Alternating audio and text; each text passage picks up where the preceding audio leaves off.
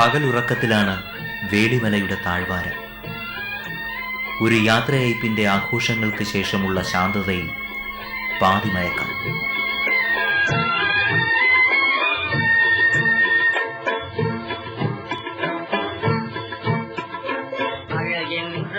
നിറഞ്ഞൊഴുകാറുള്ള കുമാരകോവിലിന്റെ പ്രദക്ഷിണ വഴിയിലും അഗ്രഹാരത്തെരുവിലും പതിവുള്ള ആളനക്കമില്ല.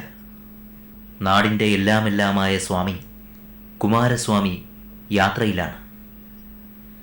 ശ്രീകോവിലിനെ വലം വച്ചുകൊണ്ടുള്ള ആളും ആരവവുമെല്ലാം സ്വാമി വേൽമുരുകനോടൊപ്പം പുറപ്പെട്ടു പോയിരിക്കുന്നു. ഇതിലെ ഇതുവഴിയേ.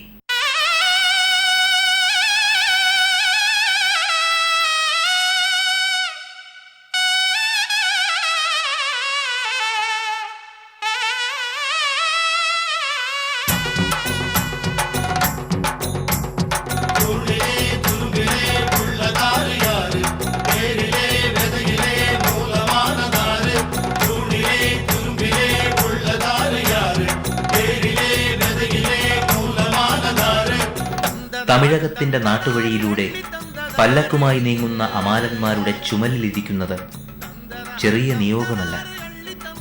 സംസ്ഥാനത്തിന്റെ അതിരും കടന്ന് യാത്ര ചെയ്യാൻ അങ്ങകലെ തിരുവനന്തപുരത്ത് നവരാത്രി ആഘോഷങ്ങൾക്ക് പത്മനാഭപുരം കൊട്ടാരത്തിലെ സരസ്വതി ദേവിക്ക് കൂട്ടുപോകാനുള്ള എഴുന്നള്ളത്ത് ഒരു കാവലാളായി.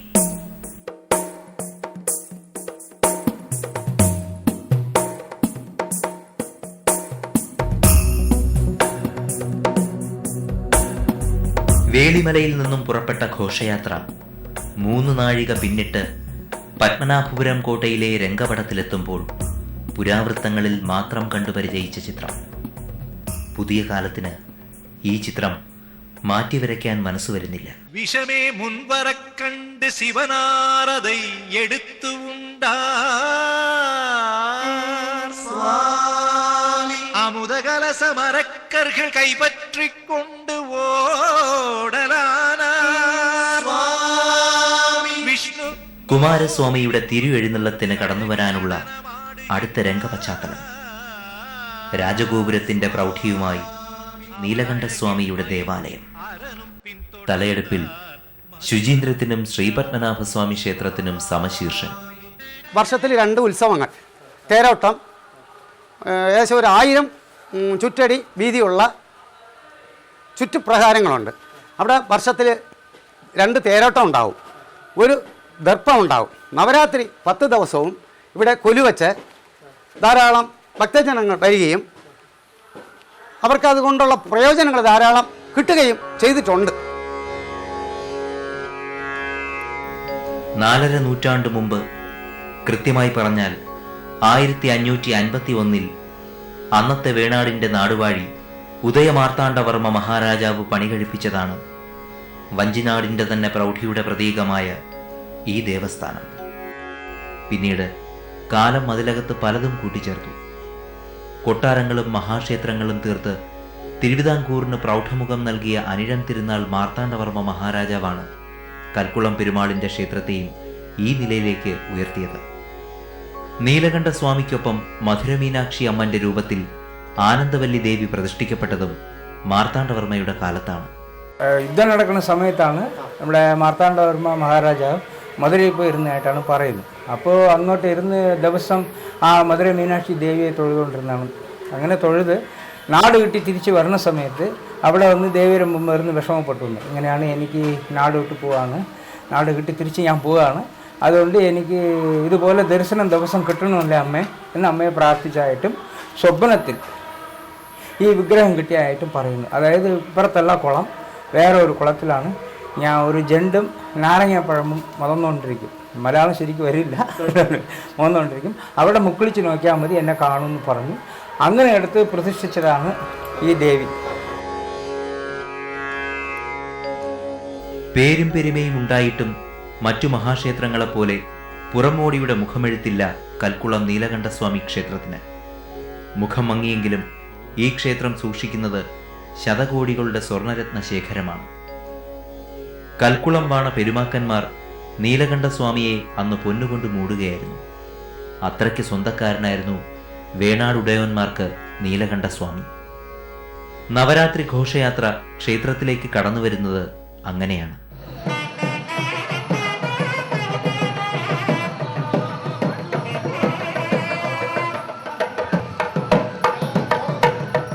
കുമാരസ്വാമിയുടെ പല്ലക്ക് നീലകണ്ഠസ്വാമിയുടെ പ്രദക്ഷിണ വഴിയിലെത്തുമ്പോൾ ഘോഷയാത്രയുടെ ഒരു കൈവഴി കൂടി വന്നു ചേരുന്നു. ശുചീന്ദ്രത്തിൽ നിന്നും പല്ലക്കിലെത്തിയ 300 നങ്ക. കുമാരസ്വാമി സരസ്വതീ ദേവിയുടെ കാവലാളെങ്കിൽ 300 നങ്കയുടെ വേഷം സഖിയുടേതാണ്. കുമാരസ്വാമിക്കൊപ്പം 300 നങ്ക കൂടി കൂട്ടുചേരുന്നതോടെ എഴുന്നള്ളത്ത് ഒന്നുകൂടി കൊഴുക്കുന്നു.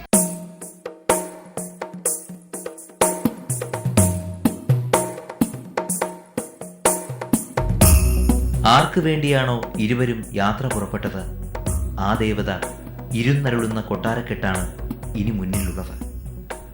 രാജപ്രതാപത്തിന്റെ ആസ്ഥാനം പത്മനാഭപുരം കൊട്ടാരം.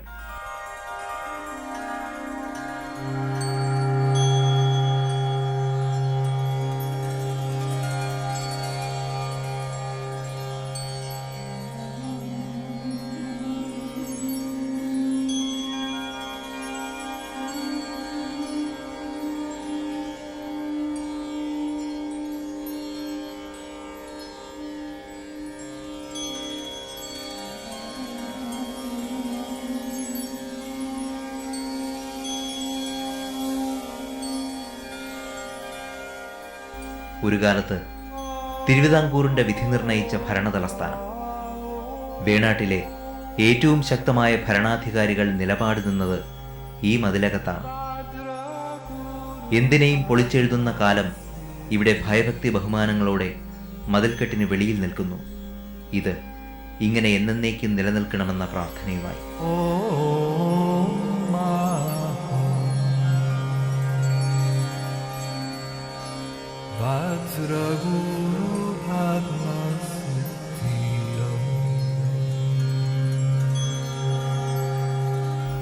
ഒരു സൈനിക താവളം മാത്രമായിരുന്ന കൽക്കുളത്തെ ഈ പടവീട്ടിനെ വേണാടിന്റെ ആസ്ഥാനമാക്കി മാറ്റിയത് 1550-ലാണ്.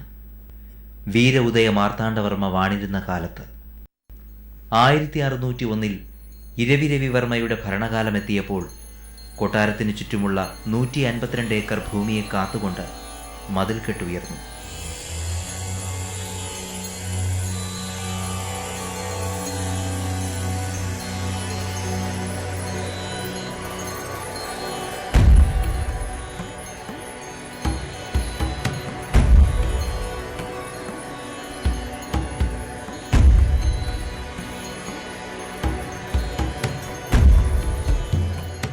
ഇരുന്നൂറ് വർഷക്കാലത്തിനിടെ 14 രാജാക്കന്മാരാണ് കൽക്കുളം ആസ്ഥാനമാക്കി വേണാട് വാണത്. അവർ ഓരോരുത്തരും കൊട്ടാരത്തിൽ പുതിയ പുതിയ എടുപ്പുകൾ കൂട്ടിച്ചേർത്തുകൊണ്ട് വലുതാക്കി. ആദ്യം ഉയർന്നു വന്നത് ഈ കാണുന്ന ദർഭക്കുളങ്ങര കോയിക്കൽ കൊട്ടാരമാണ്, അഥവാ തായ് കൊട്ടാരം, കൊട്ടാരങ്ങളുടെ അമ്മ.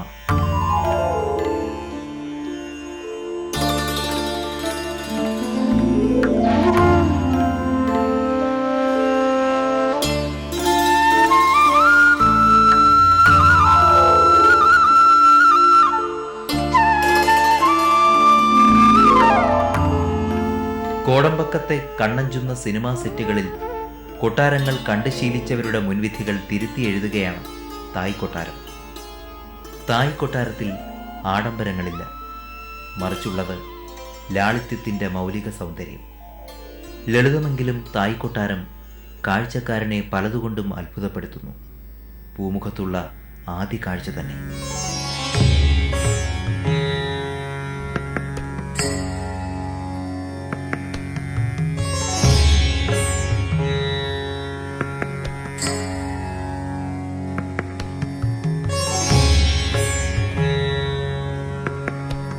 ഇതൊരു വരിക്കപ്ലാവിൻ്റെ തടി കൊണ്ടുണ്ടാക്കിയതാണ്.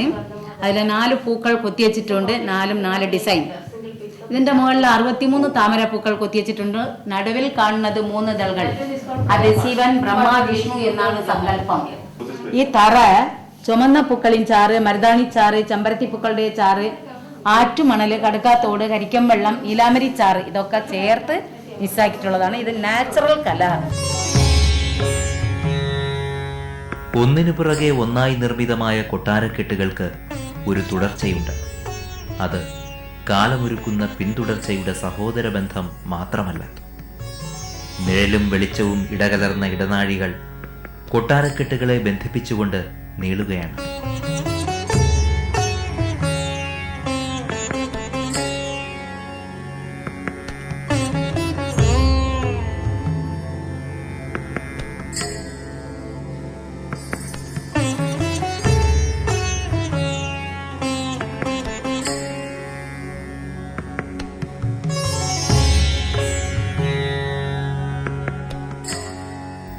പത്മനാഭപുരം കൊട്ടാരത്തിന്റെ തലയെടുപ്പ്, അതിന്റെ വിശ്വരൂപം കാട്ടി നിൽക്കുന്നത് ഇവിടെയാണ്.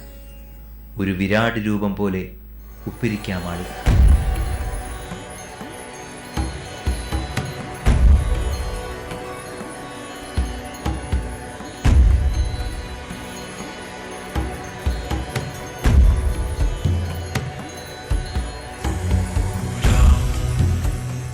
കൊട്ടാരത്തിൽ ഏറ്റവും തലയെടുപ്പുള്ള ഈ സൗധം നിർമ്മിച്ചത് വേണാടിന്റെ ചരിത്രത്തിലെ ഏറ്റവും ശക്തനായ രാജാവാണ്, അനിഴം തിരുനാൾ മാർത്താണ്ഡവർമ്മ.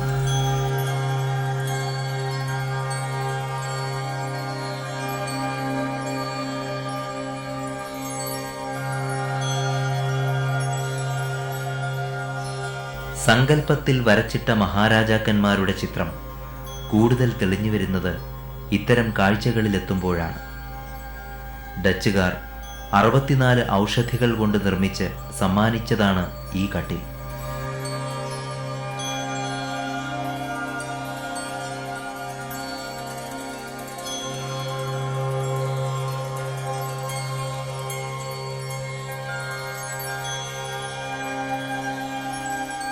നിധി കാക്കുന്ന പൂട്ടറകൾക്ക് മുകളിലാണ് 1-ാം നിലയിലെ മഹാരാജാവിന്റെ ശയ്യാഗൃഹം.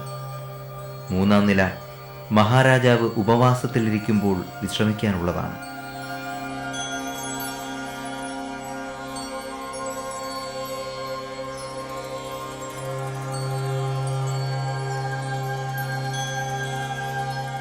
ഉപ്പരിക്ക മാളികയിൽ ഏറ്റവും ഉപരിയായുള്ളത് ധ്യാനമനനങ്ങൾക്കുള്ള പൂജാമുറി.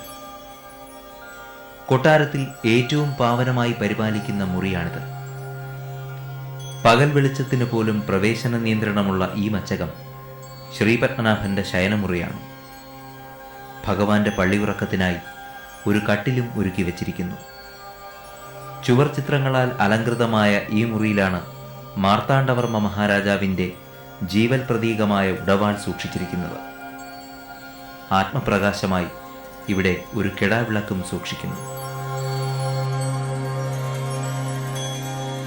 1744 തന്നെ അതുവരെ കൽക്കുളം കൊട്ടാരം എന്ന പേരിൽ അറിയപ്പെട്ടിരുന്ന ഈ കൊട്ടാരക്കെട്ട് ശ്രീ പത്മനാഭപുരം കൊട്ടാരം എന്നുള്ള നാമധേയം നൽകാൻ തീരുമാനിക്കപ്പെടുകയും 1750 ഉടവാളും മറ്റും ശ്രീ പത്മനാഭന് മുൻപിൽ സമർപ്പിച്ച് താനും തൻ്റെ അനന്തരഗാമികളും പത്മനാഭദാസരായി രാജ്യം ഭരിച്ചുകൊള്ളാം എന്നുള്ള തൃപ്പടിദാന ചടങ്ങോടുകൂടി ഇവിടുത്തെ ഉപ്പിരിക്ക മാളികയുടെ പ്രവർത്തനം മുഴുവനാകുകയും ഉപ്പിരിക്ക മാളികയിൽ ഇന്ന് കാണുന്ന 44ഓളം മ്യൂറൽ പെയിൻറ്റിങ്സുകൾ വരയ്ക്കുകയും ചെയ്തു. അപ്പോൾ ഇന്ന് കാണുന്ന ഈ 14 കൊട്ടാര സമുച്ചയങ്ങളോട് കൂടിയ ഈ സ്ട്രക്ചർ നിർമ്മിച്ചതിൻ്റെ പ്രധാന ക്രെഡിറ്റ് മാർത്താണ്ഡവർമ്മയ്ക്ക് തന്നെയാണ്.